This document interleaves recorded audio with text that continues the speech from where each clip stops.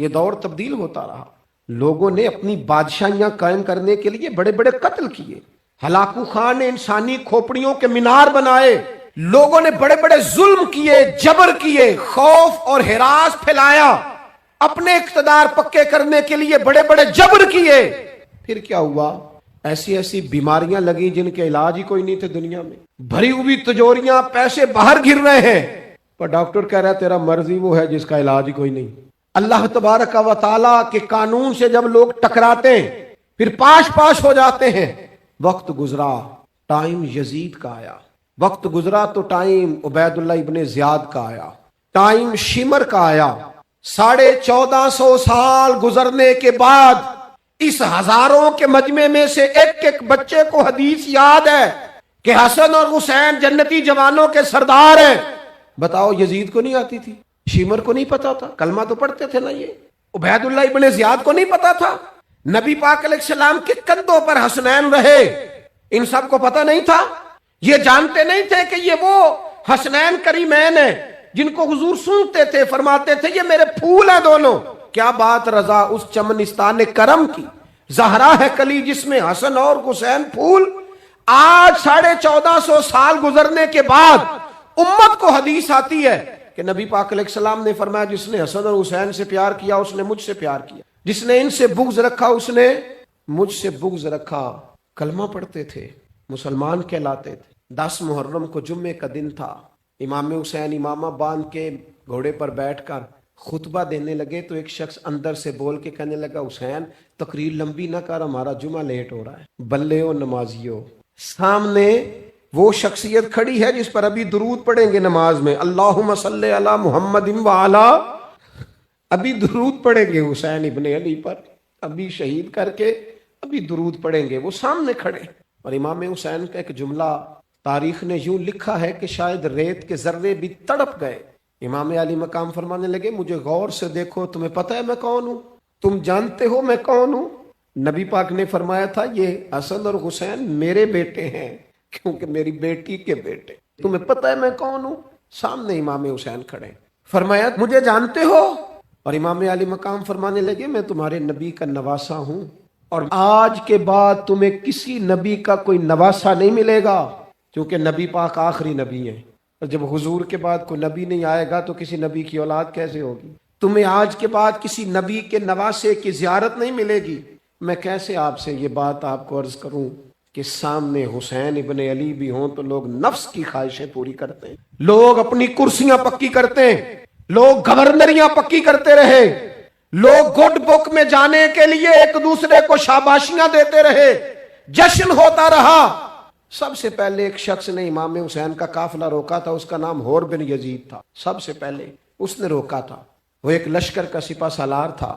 جب امام حسین رضی اللہ تعالیٰ عنہ نے خطبہ پڑھا نا تو ہور یزیدی فوج میں تھا، واپس گیا اور عبید اللہ ابن زیاد سے جا کے کہنے لگا، یا جو بھی وہاں لوگ موجود تھے یزیدی فوج کے، ان سے کہنے لگا تم نے تو کہا تھا کہ صرف راستہ روکنا ہے، تم نے تو کہا تھا کہ صرف ان سے کچھ منوانا ہے، تم نے تو جب مجھے بھیجا تھا تو کہا تھا کہ بعد تھوڑے معاملات ہیں. اوے سچ بتاؤ نبی کے نواسے کو شہید کرو گے؟ تم نے تلواریں نکال لی ہیں، نیزے نکال لیے ہیں، تیر نکل آئے ہیں، تیاری مکمل ہے. مجھے سچ بچاؤ، کیا حسین ابن علی کی گردن پر خنجر چلانے لگے ہو؟ سیدہ فاطمہ کا جگر پارا شہید ہوگا، کیا یہ خبر سچ ہے؟ یوں ہوگا؟ تو کہنے لگے ہاں یہی حکم ہے ہمیں، یہی تیاری ہے، یہی پروگرام ہے، یہی پلان ہے، یہی ہوگا. کہنے لگا میں اور آپ تو مدینے والے رسول کا کلمہ پڑھتے ہیں، تو کیا محبوب کے نواسے کو ذبح کرو گے؟ جناب علی اکبر کو جن کا چہرہ رسول پاک سے ملتا ہے، حضرت قاسم بن حسن کو، جناب علی کے بیٹوں عباس بن علی کو، حضرت علی کے بیٹے ابو بکر بن علی کو، حضرت علی کے بیٹے عمر بن علی کو، حضرت علی کے بیٹے یہ بھی 3 کربلا میں موجود، حضرت عثمان ابن علی کو، ان کو شہید کرو گے؟ نے کہا ہاں تیاری ہو گئی ہے. تو سب کے ضمیر مردہ نہیں ہوتے. ہاں بڑی بڑی سخت جگہوں پہ پھول اگتے ہیں. اور نے جب ان سے کہا کہ تمہارا پکا ارادہ ہے، کہا پکا ارادہ ہے، تو اس نے کہا یہ زیرہ پکڑو، یہ عہدہ پکڑو، مجھے تمہارا دیا ہوا عہدہ نہیں چاہیے، حسین کے نانا کی دی ہوئی جنت درکار ہے، یہ رکھو اپنے پاس، مجھے تمہارا. ایڑی لگائی اس نے اور دوڑا اور امام حسین کے قدموں میں گیا. کہنے لگا حضور میں مجرم ہوں، میں خطا کار ہوں، میں نے سب سے پہلے آپ کو روکا تھا، پر مجھے قسم ہے اللہ کی میں جانتا نہیں تھا ان کا ارادہ کیا ہے۔ حضور بھول گیا، غلطی کر بیٹھا، یہ اندھے ہوں گے، ان کی آنکھوں میں پٹی بندی ہوگی، پر مجھے تو پتا ہے نا کہ دنیا کو پھر محمد کا نواسہ نہ ملے گا۔ مجھے خبر ہے اگر معافی مانگوں تو معاف کر دو گے، پہلا مجرم ہوں، میں نے روکا ہے، اگر آ جاؤں تو قبول کر لو گے۔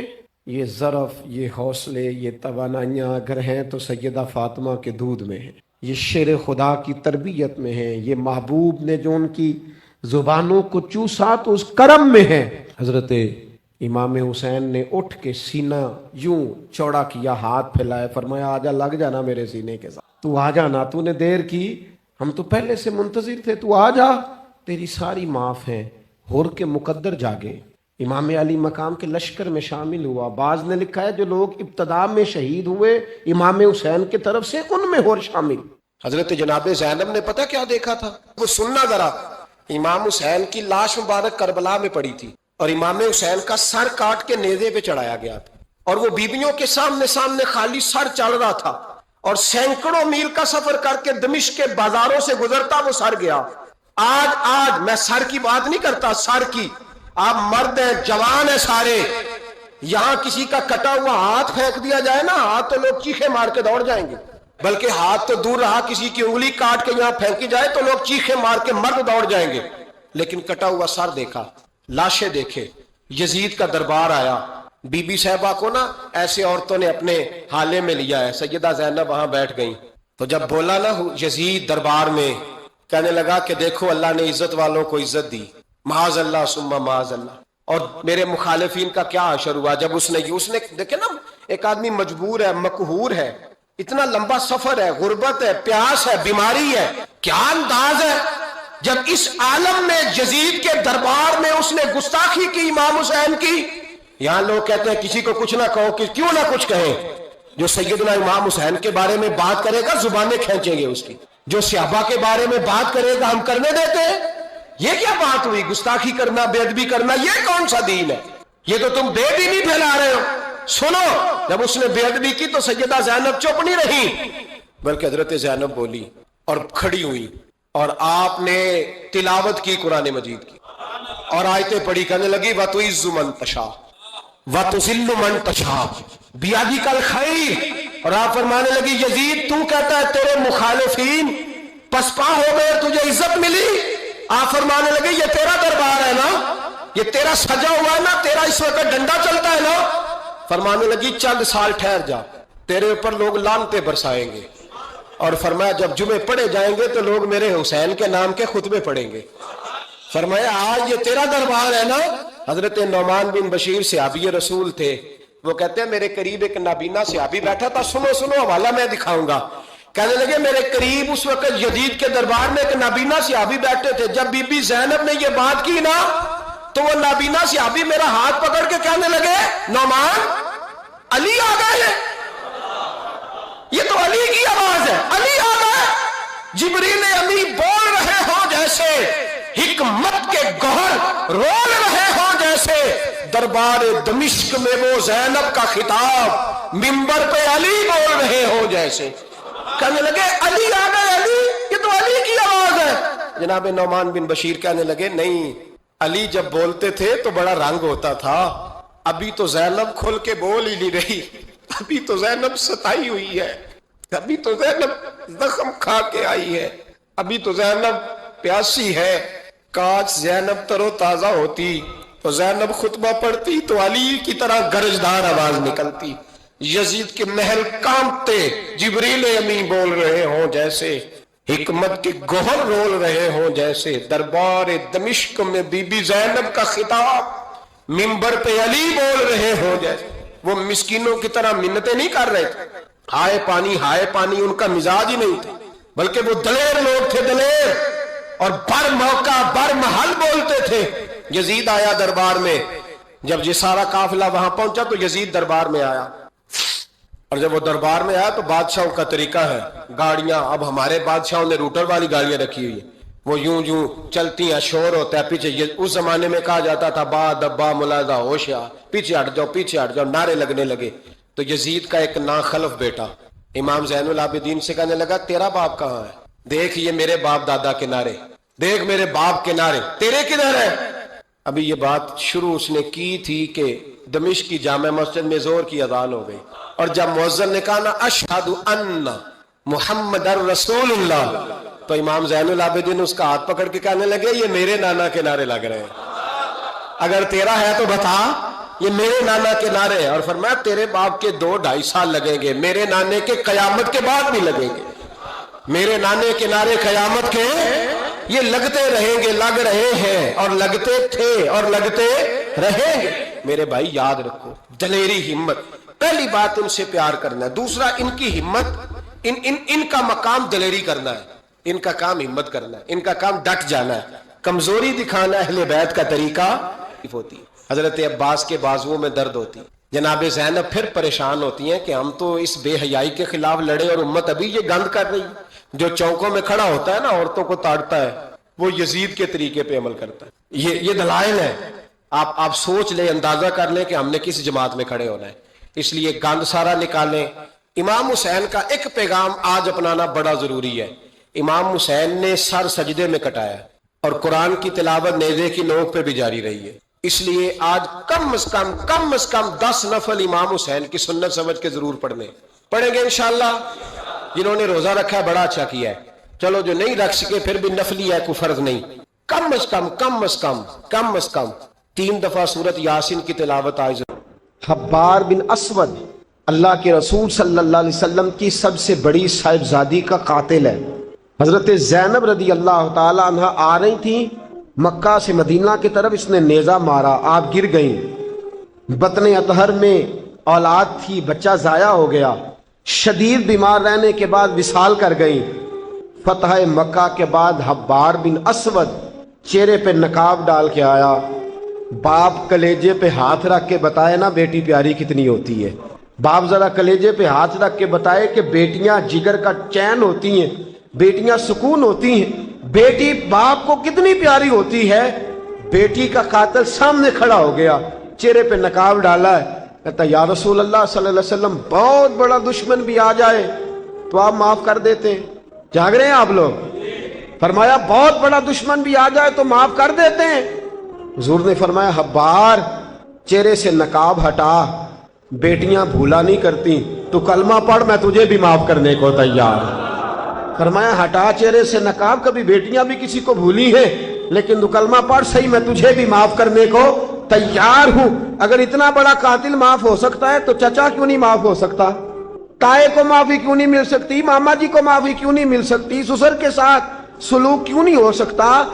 آپ اپنے برادر نسبتی کے ساتھ محبت کیوں نہیں کر سکتے؟ کیوں ان ساری محبتوں کو فروغ دیا کیوں نہیں جا سکتا؟ اگر قاتل کے ساتھ، ظالم کے ساتھ صلح ہو سکتی ہے، اگر ابو جہل کا بیٹا اکرما کلمہ پڑھنے آئے اور میرے رسول منبر پہ کھڑے ہو کے استقبال فرمائیں اور صحابہ کہیں یا رسول اللہ وہ تو کافر اور دشمن کا بیٹا ہے، فرمایا پہلے دشمن کا بیٹا تھا، آج تو مومن بن کے کلمہ پڑھنے آیا۔ وہ پہلے کی بات ہے، استقبال کیا جا رہا ہے۔ عزیز دوستو، تیسری بات یہ ہے کہ معاف کریں، اور چوتھی بات یہ ہے جب کوئی معافی مانگنے آ جائے نا پھر اس کو معاف بھی کر دیں۔ جڑے گا معاملہ تب بھی، معافی دیں بھی اور معاف جی، بڑا مشکل معاملہ ہے۔ لڑائی ہو گئی، جھگڑا ہو گیا، اچھا پہلے کئی دفعہ سلام لے لیتے ہیں، ہمارا ماحول بڑا جی، پہلے سلام دعا ہو جاتی ہے، لیکن بیٹے کی شادی کا کارڈ بھیج دیا تو کارڈ واپس کر دیا، میں نے منگنی تو نہیں سدیا تو میں نہیں آؤں۔ واہ جی واہ، بھائی منگنی پہ آپ کا آنا کچھ ضروری تھوڑا تھا، جب گھر والے کا دل کرے بلائے۔ پھر وہ ساری برادری کو لے کے دروازے پہ گیا، پر پھوپھی کہتی ہے میں آتی ہی نہیں، ماما جی کہتے ہیں تو جو مرضی کر لے، یہی تو موقع آیا ہے۔ حدیث سناؤں، اتنے سخت لفظ، اتنے سخت، رحمت للعالمین رسول اتنے ناراض نظر آتے ہیں۔ حضور نے فرمایا، ترغیب و ترہیب میں حافظ منذری رحمت اللہ علیہ حدیث لائے، رسول رحمت صلی اللہ علیہ وسلم نے فرمایا جس سے اس کا بھائی معافی مانگنے آیا اور اس نے معاف نہ کیا، جس سے اس کا عزیز، اس کا دوست، اس کا رشتہ دار، اس کا مومن بھائی معافی مانگنے آیا اور اس نے معاف نہ کیا، فرمایا اگر معاف نہیں نہ کرنا تو میرے حوض کوثر پہ نہ آئے، میں جام نہیں پلاؤں گا۔ हौज़े कौसर पे बिल्कुल ना आए, मुझसे जाम का मुतालबा ना करे, सख्त गर्मी के माहौल में मैं नहीं जाम पिलाता। अगर मुझसे जाम लेना है मेरे हाथों से, तो जब भी कोई माफी मांगने आए फौरन माफ कर दिया करो, जब भी कोई। और माफी बंदे के लिए नहीं देनी, अल्लाह की रजा के लिए देनी है। बंदे में तो कोताहियां मौजूद रहेंगी, बंदे में तो गलतियां मौजूद रहेंगी। आज इख्तलाफात है रिश्तेदारों में, इतने इख्तलाफात के साल फौतगी हो गई। एक शख्स फौत हो गया जो किसी का नाना है, किसी का पोत, किसी का नाना लगता है, किसी का दादा लगता है, किसी का मामा लगता है, किसी का चचा लगता है, किसी का फूफा लगता है, लेकिन लड़ाइयां ही बड़ी हैं। बेचारा फौत भी हो गया, इंतकाल ही कर गया। अब भी जनाब आते हैं तो सीधे जनाजा गाह, उसके लिए नहीं, लोगों को दिखाने के लिए। जनाजा गाह आए, जनाजा पड़ा और लौट गए। भाई इतनी नफरत के मरने वाला मार ही गया है और हम अभी तक दरगुजर करने को तैयार नहीं। मेरे रसूल करीम सल्लल्लाहु अलैहि वसल्लम ने फरमाया, अगर तू चाहता है कि तेरी उम्र भी ज्यादा हो और तेरा रिस्क भी ज्यादा हो, तो अपने रिश्तेदारों से अच्छा सलूक कर, अल्लाह दोनों चीजों में बरकतें पैदा फरमा देगा। किन से अच्छा सलूक कर जी? ये नहीं फरमाया वो भी जवाब में अच्छा ही करें तो तब है। सबसे अफजल सदका कौन सा है? गरीब को देना, मिस्कीन को देना, यतीम को देना, मदरसे को देना, मस्जिद को देना, सबसे अफजल सदका। अच्छा ये हदीस आपने पता क्या करना है जो मैं सुनाने लगा हूं, ये घर जाना है, इसको लिख लेना है और इसको ना पढ़ना है कभी कभी खोल के कि ये क्या जुमले हैं हुजूर सैयद आलम के, महबूब पाक के। ये कैसे अजीब हुजूर ने फिक्रे और किस अंदाज में समझा दिया, कितनी खैर उंडेल दी अपने गुलामों के दिलों में। हुजूर ने फरमाया, गुलामों पता है सबसे अफजल सदका कौन सा है? एक सहाबी कहने लगे, हुजूर यतीम को देना। फरमाया नहीं। सबसे अफजल सदका कौन सा है? या रसूल अल्लाह मिस्कीन को देना। फरमाया नहीं। सबसे अफजल सदका हुजूर मुसाफिर को देना। फरमाया नहीं। सबसे अफजल सदका या रसूल अल्लाह मुजाहिदीन इस्लाम को देना। फरमाया नहीं। हुजूर फिर बड़ी काबिल गौर हदीस, जागिएगा, जरा जरा आंख खोलिएगा, जरा टेक छोड़िएगा, जरा जरा अजीब अंदाज देखिएगा मेरे भाई हदीस में फिक्रे कैसे बयान फरमाए। रसूल पाक ने फरमाया, तेरा रिश्तेदार हो, सबसे अफजल सदका क्या है? तेरा, बोलिए यार, तेरा रिश्तेदार हो और गरीब हो, हकदार हो। और अगले लफ्ज बड़े अजीब है, तेरा रिश्तेदार हो, गरीब हो और तुझसे नाराज हो। कैसी बात है? फरमाया तेरा रिश्तेदार हो, गरीब हो और तुझसे नाराज हो। फरमाया किसी भी तरीके उसके घर सदका पहुंचा दे, सबसे अफजल सदका करने का सवाब लिखा जाएगा।